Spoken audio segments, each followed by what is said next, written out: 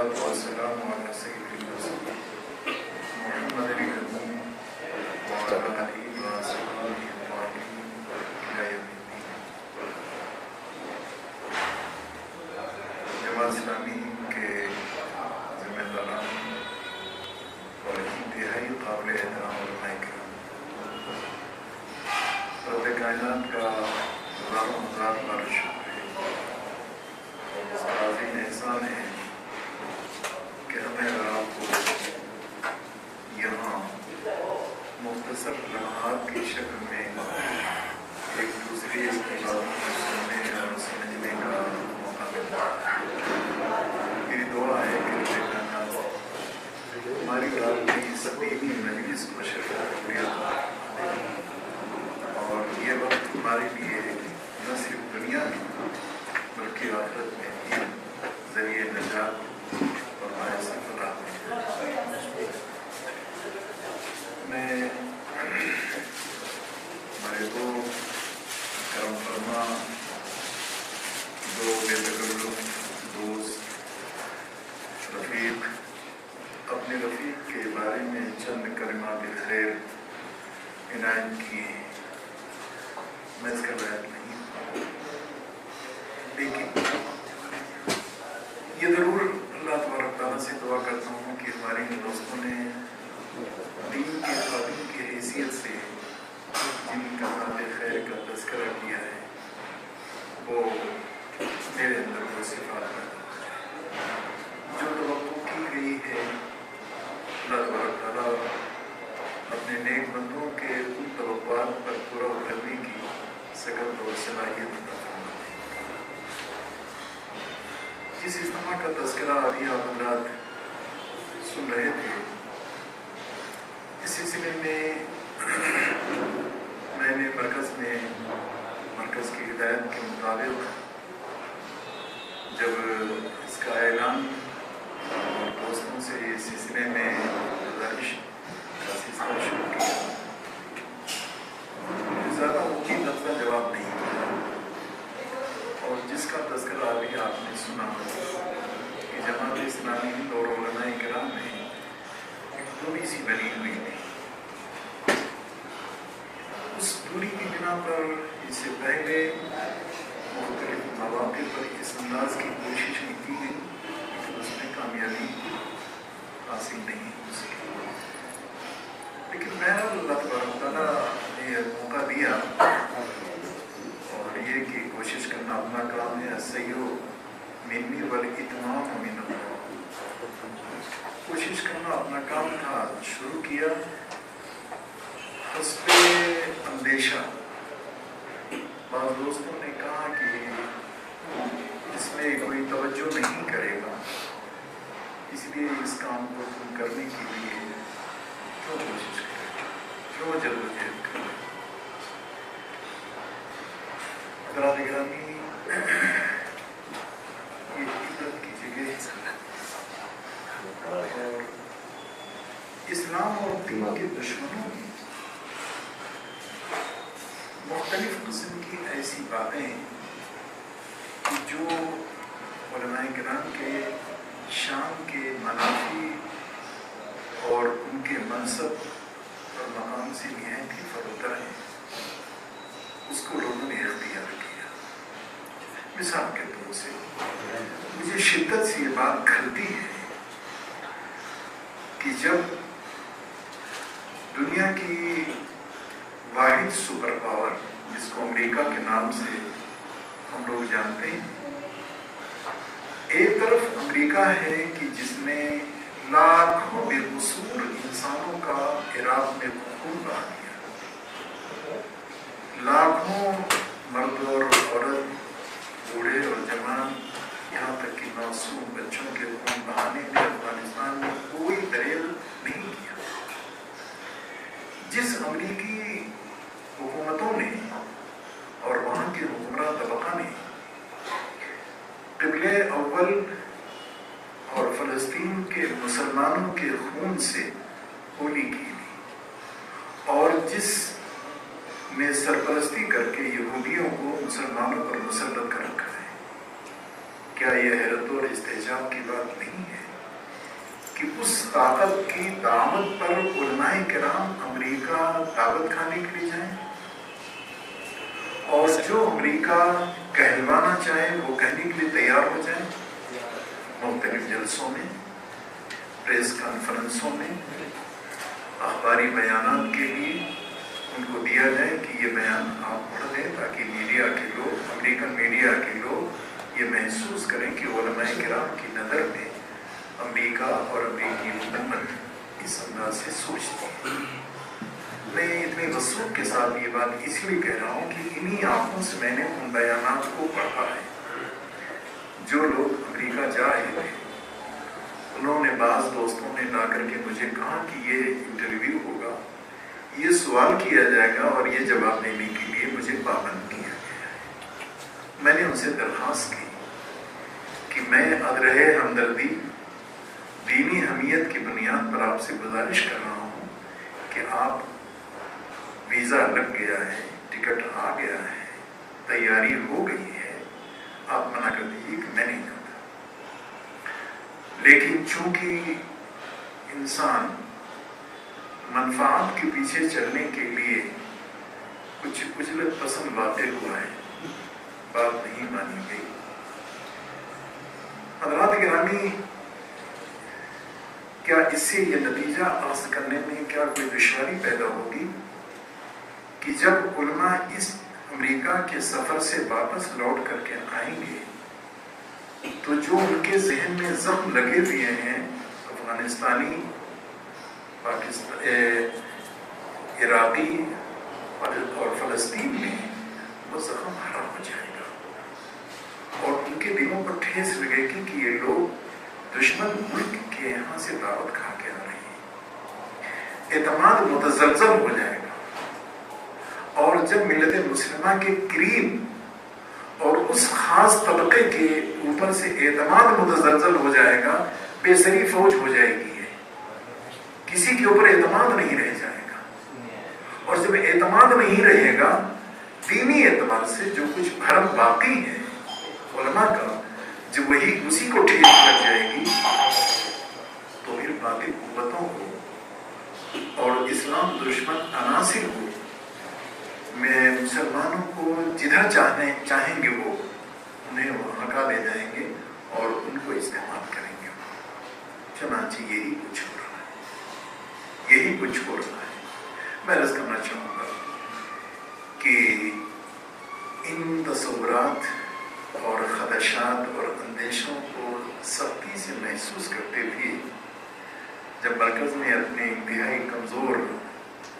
ایک کارکن کے حوالے اس کام کو کیا، اللہ کا نام لے کر کے اس کام کو شروع کیا گیا۔ حضرات گرامی، اندیشہ یہ تھا کہ چند لوگ آ جائیں گے اور وہ کچھ دن رہیں گے۔ میں آپ کے علم میں بات لانا چاہتا ہوں کہ ہمارے میں نے اپنے ان دوستوں سے، ان کی تعداد مولانا فاروق صاحب نے بھی اور دوسرے رفیق نے بیان کیا کہ 200 سے تقریباً زائد ہی لوگ تھے جو تشریف لائے۔ ان میں سے بعض لوگوں نے تاثر اپنا تحریری طور پر وہاں پیش کر دیا ہے، اور اس تاثر میں جس درد کا، جس ہمدردی کا، جس اپنے احساس صادق کا الفاظ کی شکل میں جو چیز پیش کی ہے، سچی بات یہ ہے کہ وہ ایک قیمتی اثاثہ ہے، اور میں نے ان تاثرات کی فوٹو کاپی متعلقہ ریاستوں کے ذمہ داروں کو بھیج دی ہے کہ یہ ہمارے ذمہ دار علماء ہیں، یہاں تشریف لائے، وقت لگایا۔ بعض دوستوں نے یہ تحریر کیا ہے کہ ہم نے یہ خیال کیا تھا کہ دہلی کے قیام کے زمانے میں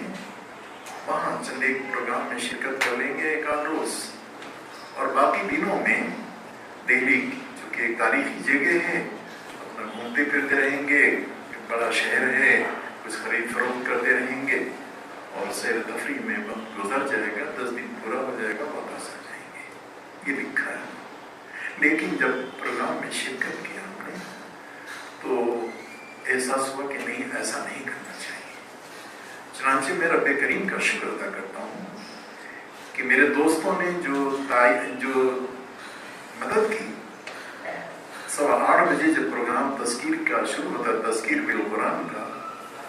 तो तकरीबन 60% 60 से 70% उलमाए किराम हाल में मौजूद रहते थे। और जो लोग आते थे, सच्ची बात यह है कि इबरत मुझे होती थी कि ऐसे जैसे कि भागते भी आ रहे हैं, अगर दाखिल हो जाएंगी तो कोई हमारा नुकसान हो जाएगा। उन्होंने लिखा है, उन लोगों ने, कि प्रोग्राम के दौरान जब कभी हमें हवाई ज़रूरिया के तहत मजलिस से उठ करके बाहर जाना पड़ता था, तो मुझे अपने ऊपर सख्त गुस्सा आता था कि ये क्या हो गया। इंतहा है, ये इंतहा है। दारुल उलूम देवबंद के तालिब इल्मी के ज़माने में सिर्फ हमारे एक उस्ताद थे, मौलाना सैयद अख्तर हुसैन साहब मरहूम मियाँ साहब के नाम से जाने जाते थे। इंतहाई जलाली उस्ताद थे। 2 घंटे का यानी 120 मिनट का वक्त होता था, लेकिन किसी की मजाल नहीं थी कि ये 120 मिनट के अंदर पानी पीने के लिए, पेशाब पकाने के लिए, किसी और जरूरत के लिए दरसगाह से बाहर जा सके। चाहे कपड़ा उसका खराब हो, चाहे कितनी उसकी परेशानी हो जाए, नहीं जा सकता। इतनी सख्त पाबंदी थी। लेकिन यहाँ कोई पाबंदी का मसला ही नहीं था, यहाँ कोई चीज नहीं थी। लेकिन मैं उन जज्बात की कदर करता हूँ, अपने दोस्तों के लिए दुआ करता हूँ कि रब्बे करीम उनके उन जज्बात को कबूलियत अता फरमाए। जो वक्त की पाबंदी की है, मैं बार बार अपने दोस्तों से तज़किरा करता हूँ कि ये पाबंदी मैंने दारुल उलूम में 5 साल वक्त गुजारे हैं, लेकिन ये पाबंदी वहाँ भी नहीं देखी थी। जो पाबंदी यहाँ हमने अपने नौजवान, जवान, अधेड़ उम्र के बूढ़े उलमाए किराम से मैंने जो देखा, वो काबिल रश्क था। इससे मैं ये बताना चाहता हूँ कि हम हालात से कभी मायूस न हो, इसलिए कि हमने दीनी किताबों में, कुरान करीम में, नबी अकरम सल्लल्लाहु अलैहि वसल्लम के अहादीस में ये पढ़ा है कि हालात से मुतासिर न हुआ करो, बल्कि दीन के ऊपर अमल करते हुए, अल्लाह तबारक व तआला के ऊपर तवक्कुल करते हुए आगे बढ़ो, कामयाबी तुम्हारे कदमों को चूम लेगी। यकीनी तौर पर एक छोटी सी कोशिश की गई और उसके असरात और नताइज मुस्बत अंदाज के सामने आए। मेरे दोस्तों ने, जमात इस्लामी से ताल्लुक रखने वाले अरकान जमात ने शुरू में कई मकामात से लोगों ने दरख्वास्त की कि प्रोग्राम को देख करके जी चाहता है कि मैं भी इसमें शिरकत करूँ। मैंने कहा नहीं, ये सिर्फ उलमाए किराम का प्रोग्राम होगा जिनका ताल्लुक जमात इस्लामी से न रुकनियत का रिश्ता है और न कारकुन है और न ईसाइयों से उनका ताल्लुक होगा। जो लोग इन 3 मेयारात पर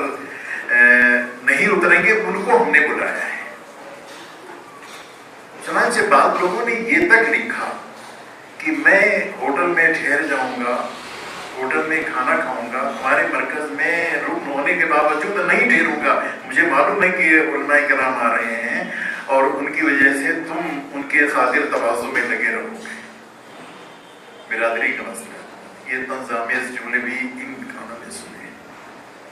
लेकिन मैंने कहा जो कुछ भी सुनाना चाहिए सुना लीजिए, लेकिन मैंने इन 3 किस्म के लोगों को इजाज़त नहीं दी है और न दूंगा। और चौथी बात ये कि 9:45 दिन के लिए अगर कोई हमारा आदमी आना चाहता है तो उनको इजाज़त नहीं होगी। 10:15 दिन के लिए तो आ सकते हैं, 9:45 दिन के लिए नहीं आ सकते। ये 200 तकरीबन हज़रात जो तशरीफ लाए, यकीनी तौर पर इन्हीं वसूलों को उन्होंने पेश नजर रखा। अल्लाह कबूल फरमाए। हज़रात गिरामी, इस वक्त जो मैं उन वाक़यात को या उन जो गोशे हैं, जो पहलू हैं, जो आपके सामने पेश करूँ तो यकीनन आपको भी मसरत होगी, खुशी होगी और खुद उससे हमें और आपको फ़ायदा होगा। लेकिन वक्त कहता है कि इन बातों को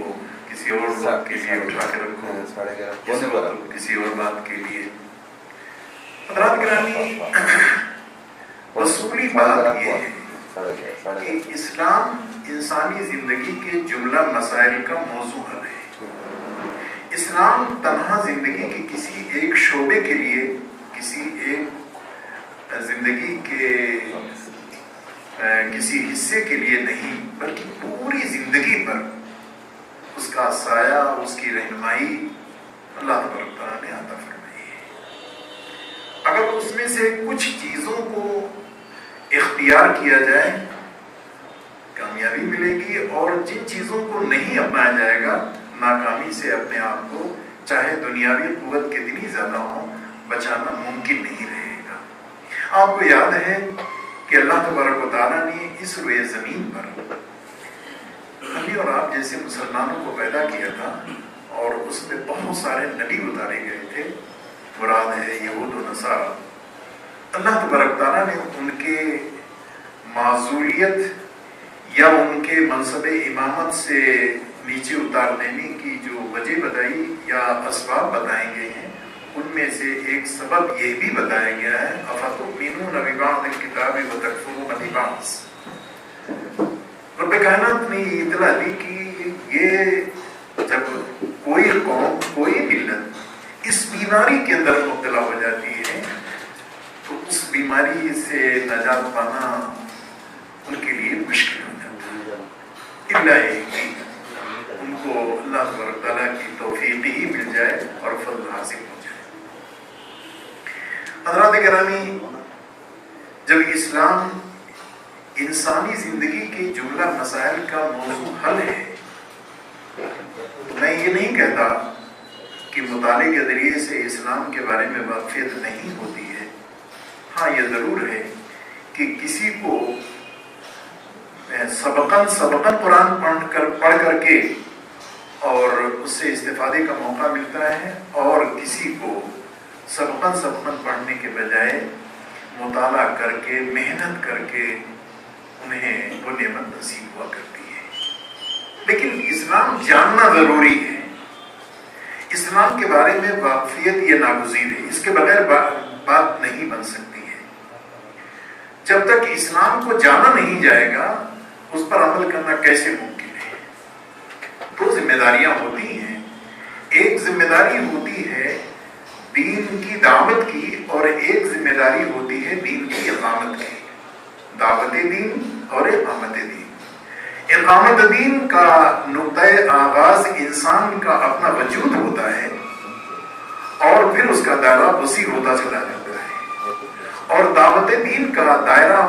دوسرے لوگ ہوتے ہیں کہ جن سے وہ اپنی کوششوں کا اور اپنے کاوشوں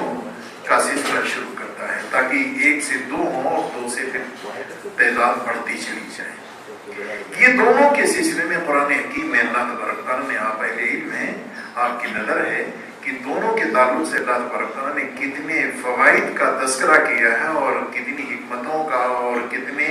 اس کی اہمیتوں کا تذکرہ قرآن حکیم میں اللہ تبارک تعالیٰ نے ارشاد فرمایا۔ آج مثال کے طور سے بات کہی جاتی ہے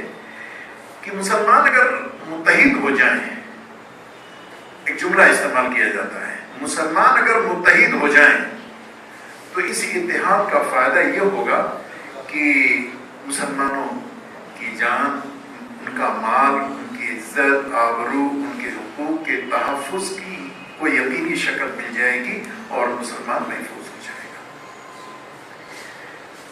اگر ہم اس کا صحیح معنوں میں جائزہ لیں تو ہمیں مایوسی ہوگی۔ اگر اسلام محفوظ ہو جائے تو مسلمان محفوظ ہو جائے گا۔ اسلام محفوظ نہ ہو اور مسلمان محفوظ ہو جائے، یہ مشکل کام ہے، ناممکن ہے، یہ ناممکن ہے۔ ایک بات۔ دوسری بات یہ ہے کہ آج اتحاد بین المسلمین کو ایک دینی، ایک ایمانی ذمہ داری اور ایک منصبی فریضہ ملت مسلمہ کا قرار دینے کے بجائے دنیا میں جان، مال، عزت، آبرو کے تحفظ کا ذریعہ قرار دے دیا جائے۔ محفوظ ہو گئی جان، مال، اتحاد پارا پارا ہو گیا۔ میں آپ کو یاد دلانا چاہوں گا کہ جب 2002 میں انتہائی خون آشام اور مسلمانوں کا قتل عام ہوا گجرات میں، تو تمام ہی مکاتب فکر اور مسالک کے علماء کی نشستیں ہوئیں اور انہوں نے طے کیا کہ اب کسی کے خلاف کوئی بات نہیں کہی جائے گی، ہم سب لوگ اس پر متفق ہو جائیں۔ آج آپ جا کر کے دیکھ لیں کیا وہ طے شدہ جو فیصلہ کیا گیا تھا کیا وہ باقی ہے؟ معلوم ہے کہ نہیں۔ اسی لائن پر پھر ہم چل پڑے، گجرات میں اسی لائن پر ہم پھر چل پڑے۔ اگر ایمان کی بات ہوتی، ایمان کے اساس پر اتحاد ہوتا، تو ایمان کب ضروری تھا؟ ایمان آج بھی ضروری ہے، ایمان آئندہ بھی ضروری رہے گا۔ اگر ایمان مضبوط ہوگا، اتحاد اگر ایمان پر ہوگا، تو یہ یقینی طور پر ہر کوئی سوچنے کے لیے مجبور ہوگا کہ اگر ہم نے اتحاد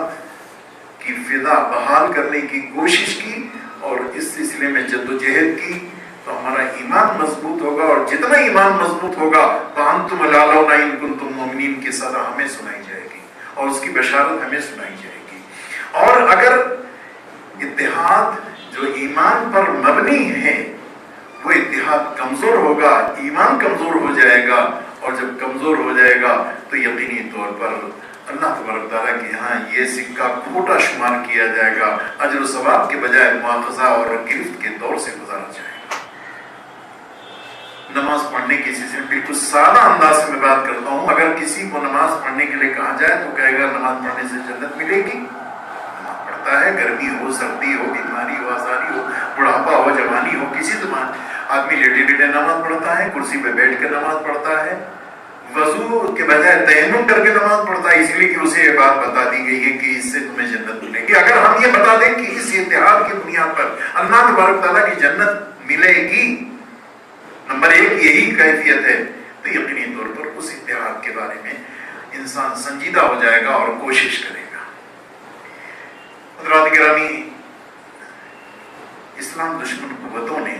اتحاد کی تصویر کو بگاڑنے کے لیے، اس کے مفہوم کو بگاڑنے کے لیے اس کی وہ تصویر، وہ تعبیر پیش کرتی ہے کہ جس کو آدمی سوچ کر کے اور کسی دوسری جگہ جا پہنچتا ہے۔ مثلا جیسے ہمارے دوست ابھی مولانا فاروق صاحب نے بتایا کہ اتحاد اور انضمام میں فرق، یقیناً یہ فرق کو ہم مربوط نہیں رکھ پاتے ہیں۔ ہم کہتے ہیں کہ سب لوگ ایک ہی مسئلے کے اوپر عمل کرنے لگ جائیں۔ اللہ تبارک تعالیٰ نے اپنی نبی کی شان میں فرمایا وَرَفَعْنَا لَكَ ذِكْرَكَ۔ اللہ کے نبی صلی اللہ علیہ وسلم نے مکے میں جو کچھ کیا کرنے والے کروڑوں کی شکل میں آج بھی موجود اور آئندہ بھی موجود رہیں گے۔ مدینے میں جو بھی آپ کا اسوہ مبارکہ اور آپ کی سنت موجود، آپ نے اس پر عمل کیا ہے، صحابہ کرام کرنے والے، اور کوئی کسی راستے پر چل رہا ہے، کوئی کسی راستے پر چل رہا ہے، اور میں اس کو مزید اور عملی دنیا میں لے جا کر کے اور لوگوں سے گزارش کرتا ہوں کہ حرم میں، جس حرم میں نبی اکرم سیدنا حضرت محمد صلی اللہ علیہ وسلم نے اور جس مسجد نبوی میں نبی اکرم صلی اللہ علیہ وسلم نے مختلف انداز سے عبادت کی تھی، کرنے والے وہاں اسی انداز سے انہی سنتوں کو، انہی طریقوں کو، انہی اسواجات کو کروڑوں کی، لاکھوں کی شکل میں ہر سال اس کی تجدید ہوتی ہے، ہر سال اس کی تجدید ہوتی ہے، اور کسی شخص کی یہ ہمت نہیں ہوتی ہے کہ ہاتھ چھوڑے ہوئے نمازی کا ہاتھ پکڑ کر کے پولیس والے باہر حرم سے باہر کر دیں۔ جب وہاں نہیں ہے تو پھر وَرَفَعْنَا لَكَ ذِكْرَكَ، جو روشن پہلو ہے اس پر ہماری کیوں نہ نظر ہو کہ اللہ کے نبی صلی اللہ علیہ وسلم نے جو کام کیا ہے کرنے والے ہمیشہ موجود رہیں گے۔ آپ کا کوئی اسوہ متروک نہیں رہے گا بلکہ موجود رہے گا اور مسنون رہے گا۔ اس پر ہمیں تو خوش ہونا چاہیے، اپنی نبی کی رفاعت اور آپ کے علوِ مرتبت پر اللہ کا شکر ادا کرنا چاہیے کہ اللہ کے نبی صلی اللہ علیہ وسلم کو اتنا اونچا مقام عطا فرمایا ہے، اور اس نبی رحمت کے ہم امتی ہیں، ہمارے اندر بھی وہ ساتھ پیدا ہونی چاہیے، ہمارے اندر بھی وہ رفاعت پیدا ہونی چاہیے، ہمارے اندر بھی وہ توسع اور تحمل کی کیفیت پیدا ہونی چاہیے۔ یہ توسع اور تحمل کی کیفیت اس لیے نہیں پیدا ہونی چاہیے کہ دنیا میں مسلمانوں کے صفوں میں جب اتحاد کی کیفیت پیدا ہوگی ان کی قوت بنے گی، نہیں، اصل اس کا منشا یہ ہونا چاہیے کہ رب کائنات ہم سے قیامت کے دن سوال کرے گا اور پوچھے گا، اور وہ پوچھے گا کہ صحابہ جب ان چیزوں کے تعلق سے باہمی طور پر رائوں کا اختلاف رکھتے تھے، احترام کے ساتھ قیامت کی صبح تک ان کے لیے تم دعا کرتے کہ اللہ ان سے راضی ہو جائے، رضی اللہ، کسی بھی صحابی کا نام لینے کے ساتھ یہ لازم ہے کہ ہم کہتے ہیں رضی اللہ تعالیٰ عنہ. وہ حضرت بلال رضی اللہ تعالیٰ عنہ ہیں، چاہے وہ حضرت سہیب ہوں، چاہے وہ حضرت سمیہ ہوں، چاہے حضرت خباب ہوں، چاہے حضرت یاسر ہوں، چاہے حضرت عمار ہوں رضی اللہ تعالیٰ عنہ. اللہ میں نے کہا ان کے لیے دعا کرو. کیا سب ایک ہی طریقے پر عمل کرنے والے تھے؟ کیا ہمیں جنگ جمل نظر نہیں آتی؟ کیا صفین میں ہم کھڑے ہوئے صحابہ کو نہیں دیکھتے؟ صفین میں دونوں طرف کے صحابہ کو دیکھ کر کے ہم ہر کسی صحابی کے نام کے ساتھ رضی اللہ تعالیٰ عنہ کہتے ہیں. جنگ جمل میں دونوں طرف صحابہ کھڑے ہیں، تلواریں نکلی ہوئی ہیں، کمان سے تیر جوڑ رکھا ہے، لیکن جب ہماری زبان سے کسی صحابی کا نام نکلتا ہے، چاہے ادھر والا ہو چاہے ادھر والا، رضی اللہ عنہ کہتے ہیں. اگر وہاں رضی اللہ عنہ کی دعائے خیر اور دعائے رضائے رب کے لیے ہم اتنے زیادہ سنجیدہ ہیں تو یقینی طور پر دین کے مسئلے میں یہ تنگ نظری مناسب نہیں ہے. اس لیے کہ اللہ تبارک تعالیٰ قیامت کے دن ہم سے پوچھے گا. حضرات گرامی، ایک انسانوں کی زندگی کا ایک مسئلہ وہ ہوتا ہے کہ جو مسئلہ دنیا سے متعلق ہوتا ہے، مثالی معاشرہ. یہ مثالی معاشرہ کیا دنیا سے متعلق ہے؟ نہیں، دنیا سے تو بعد میں متعلق ہوگا، اسی لیے کہ دنیا میں فانی اور چند روزہ، اور اس کے ساتھ قیامت کے دن ہم سب سے پوچھا جائے گا کہ جو معاشرہ تعمیر کرنے کے لیے قیامت دنیا میں تم کو بھیجا گیا تھا، قُلْنَا اهْبِطُوا مِنْهَا جَمِيعًا فَإِمَّا يَأْتِيَنَّكُم مِّنِّي هُدًى فَمَن تَبِعَ هُدَايَ فَلَا خَوْفٌ عَلَيْهِمْ وَلَا هُمْ يَحْزَنُونَ. یہ ہدایت صرف کسی ایک زندگی، کسی ایک شعبے میں، کسی ایک حصے میں یہ زندگی عطا کی گئی تھی، نہیں، پوری زندگی میں اسے نافذ کرنے کے لیے کہا گیا تھا. پوری زندگی میں نافذ کرنے کے لیے کہا گیا تھا، اور اس سے انکار کرنے کی وعید سنائی گئی تھی. وَالَّذِينَ كَفَرُوا وَكَذَّبُوا بِآيَاتِنَا أُولَٰئِكَ أَصْحَابُ النَّارِ هُمْ فِيهَا خَالِدُونَ. اسلامی معاشرہ کے لیے خطوط موجود ہیں، مواقع موجود ہیں، کوئی گرفت کرنے والا نہیں ہے. میں نے ابھی اپنے رفیق محترم مولانا احمد اللہ قاسمی صاحب جو ہمارے معاون ہیں، ان سے میں نے گزارش کی کہ ہم علماء کرام کو ایک درخواست بھیجنا چاہتے ہیں جو ہمارے یہاں تشریف لائے تھے، اور اس درخواست میں ہم یہ گزارش کرنا چاہیں گے کہ یہاں سے جانے کے بعد آپ میں جو ایک جذبہ، ایک نیا امنگ، ایک نیا حوصلہ پیدا ہوا ہے، اللہ اس کو باقی رکھے. اس کا تقاضا یہ ہے کہ ملت کے اندر خیر امت ہونے کا شعور ڈھونک دیں آپ. اور اس شعور کا مطلب یہ ہے، اس شعور کا مطلب یہ ہے، صیغہ غائب نہیں کہ شعور ڈھونک دیں. اب سمجھ نہیں آ رہا کیا شعور ڈھونکے. کوئی کہتا ہے نماز پڑھاؤ تو یہ خیر امت ہے، کوئی کہتا ہے کہ لوگوں کے جھگڑے ٹنٹے ٹھیک کراؤ، یہ خیر امت کا شعور ہے، کوئی کہتا ہے داڑھی رکھوا دو، یہ شعور ہے، خیر امت کا شعور ہے. نہیں، اس کے لیے کچھ متعین کام دے دیجیے. کام یہ ہوگا کہ مسلمانوں کے درمیان، شوہر بیوی کے درمیان، باپ بیٹے کے درمیان، بھائی بھائی کے درمیان، جہاں کہیں جائیداد کا جھگڑا ہو، چاہے وہ لین دین کا جھگڑا ہو، چاہے گھریلو جھگڑا ہو، وہ جھگڑا طے کرانے کے لیے خیر امت کے شعور کا تقاضا یہ ہے کہ وہ عدالت نظام باطل کی عدالتوں میں جانے کے بجائے علماء کرام کے پاس ہے. وہ شرعی پنچایتوں کا قیام عمل میں لائیں، وہ دارالقضا قائم کریں، مسلک سے اوپر اٹھ کر کے چاہے وہ کسی بھی مسلک کے آدمی ہو.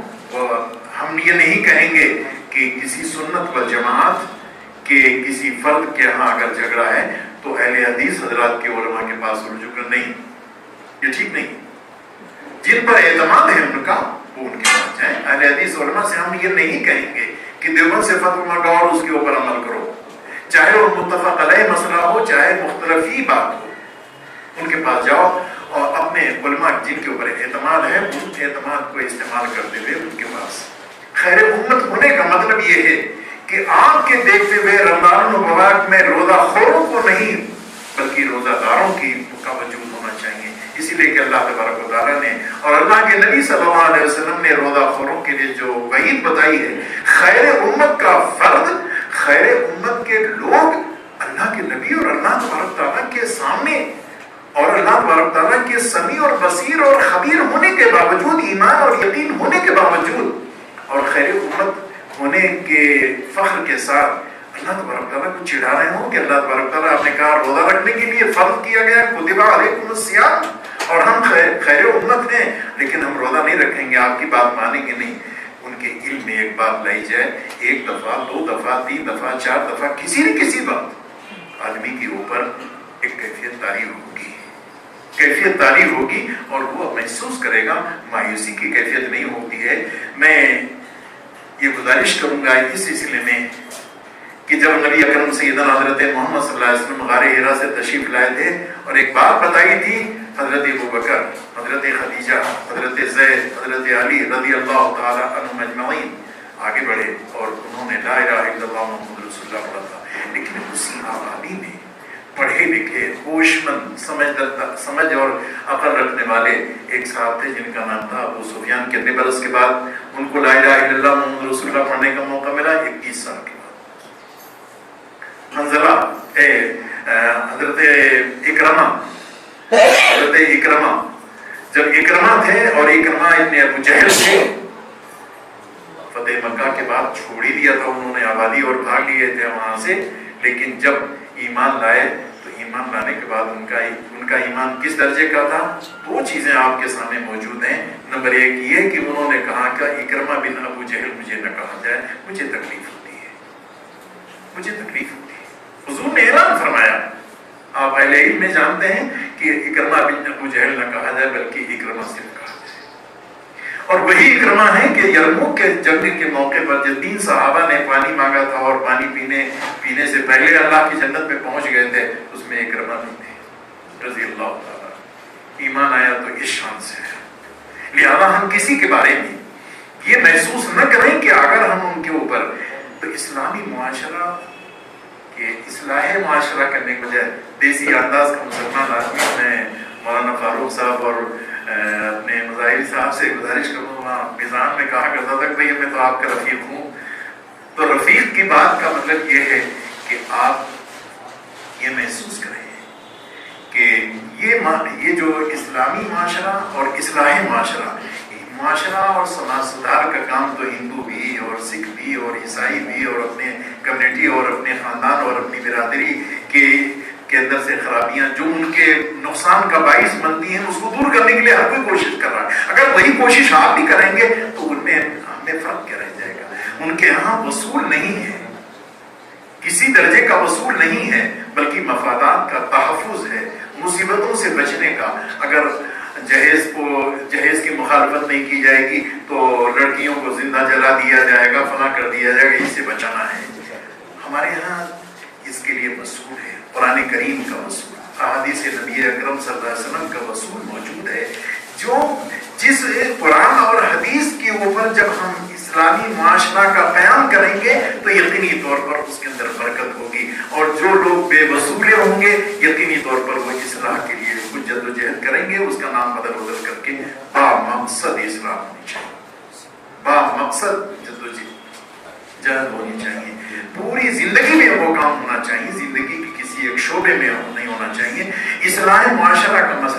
مطلب یا اسلامی معاشرہ کا مطلب یہ ہرگز نہیں ہونا چاہیے نکاح ٹھیک ٹھاک انداز سے ہو، بارات نہ ہو، جہیز نہ ہو، اس میں باجا گاجا نہ ہو، اس میں خرافات نہ ہو، اس میں پروجار، اس میں رواج نہ ہو، اس کو اسلامی معاشرہ کے نام سے جانا جاتا ہے۔ فیصلہ نظام باطل کی عدالتوں میں لے جایا جاتا ہے، وراثت کی تقسیم اس کا کوئی تصور نہیں پایا جاتا ہے، باپ بیٹوں کے درمیان وَقَضَىٰ رَبُّكَ أَلَّا تَعْبُدُوا إِلَّا إِيَّاهُ بِالْوَالِدَيْنِ احسانہ کے تحت نہیں والدین کی خدمت کی جاتی ہے، بلکہ والدین کی خدمت اس لیے کہ ابا ہے، بڑھاپا آ گیا ہے، لہذا ان کے بڑھاپے میں ہمیں ان کی خدمت کرنی چاہیے۔ شوہر اور بیوی کے درمیان جو محبت ہے کہ انسانی اور ایک حیوانی محبت کی شکل میں اسے دیکھا جاتا ہے، جبکہ رب کائنات نے یہ فرمایا وَجَعَلَ بَيْنَكُم مَّوَدَّةً وَرَحْمَةً۔ اس آیت کریمہ کی ترجمانی نہیں کی جاتی ہے کہ اگر ہم اللہ کے منشا کے مطابق اپنی بیوی سے محبت نہیں کریں گے تو اللہ تبارک تعالیٰ کے منشا کے مطابق इबादत इबादत नहीं होगी। हज़रात, हमें और आप जो नेमत नसीब हुई है, उस नेमत का तकादा यह है कि क़यामत के दिन हम और आप इस शक्ल में पेश किए जाएं कि एक दो नहीं बल्कि सैकड़ों और हजारों की शक्ल में सरकारी गवाह हमारे आगे पीछे खड़े हैं। कुल्लमा उल्किया फीहा फौजुन सअलहुम खज़नतुहा अलम यातिकुम नज़ीर क़ालू बला क़द जाअना नज़ीर फकज़्ज़बना व क़ुलना मा नज़्ज़लल्लाहु मिन शैइन इन अंतुम इल्ला फ़ी ज़लालिन कबीर व क़ालू लौ कुन्ना नस्मअु व नअक़िलु मा कुन्ना फ़ी अस्हाबिस सग़ीर। ये सिर्फ नमाज पढ़ाने के लिए आयत नहीं बता रही है, ये सिर्फ रोजा रखने के लिए आयत करीमा नहीं बता रही है।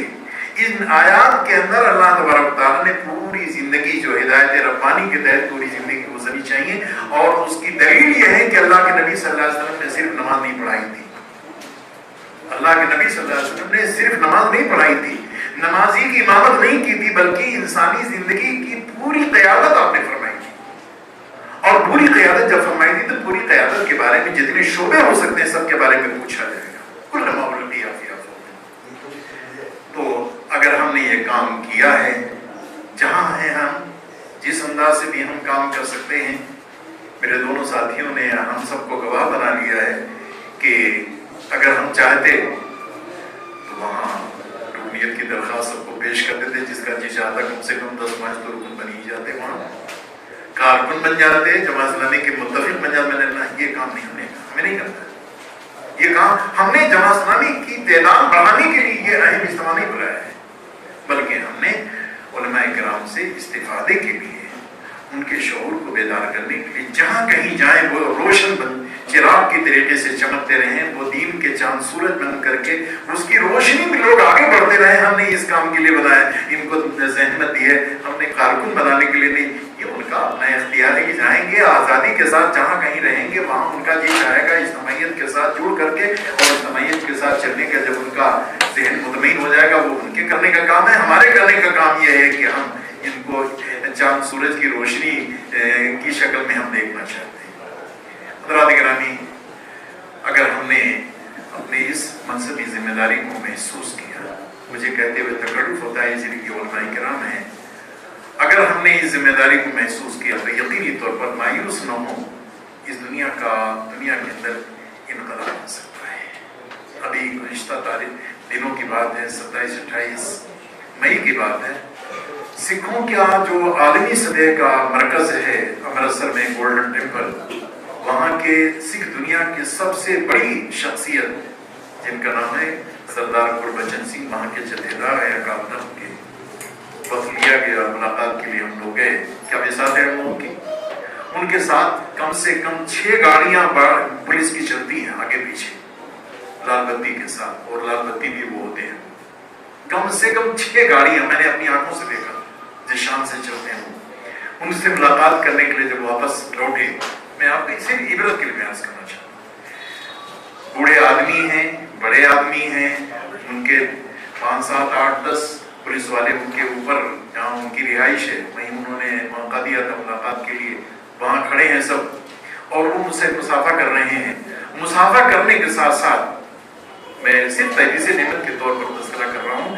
कि मुसाफा करने के साथ साथ मेरे दोनों हाथों को उन्होंने चूमा और अपनी आंखों से लगाया, झुक करके रुकू की हालत में पहुंच करके मैं उनको उठा रहा हूँ, लेकिन वो कह रही थी मेरी शहादत है। उम्र में कम से कम 10-15 साल तो मुझसे उम्र में बड़े ही होंगे। मैंने दोस्तों से कहा कि ये हमारा कोई कमाल नहीं है, हमारे साथ तो कोई एक भी 2 आदमी थे, अमीर अलखमा के थे और एक सब और थे, न कोई बॉडीगार्ड है, न कोई दस्ता है, न कोई दौलत है, न कोई हटू बच्चों का कोई मामला है। ये सिर्फ दीन की ताल्लुक की बिना पर रब्बे कायनात ने लोगों को कहा कि एहतराम के लायक है, इससे मोहब्बत की जा सकती है। जब दीन के ऊपर चला जाएगा, दीन से हम मोहब्बत करेंगे, दुनिया हमसे मोहब्बत करेगी। जब दीन की गलबा के लिए हम जद्दोजहद करेंगे तो अल्लाह तबारक तआला हमारे गलबा के लिए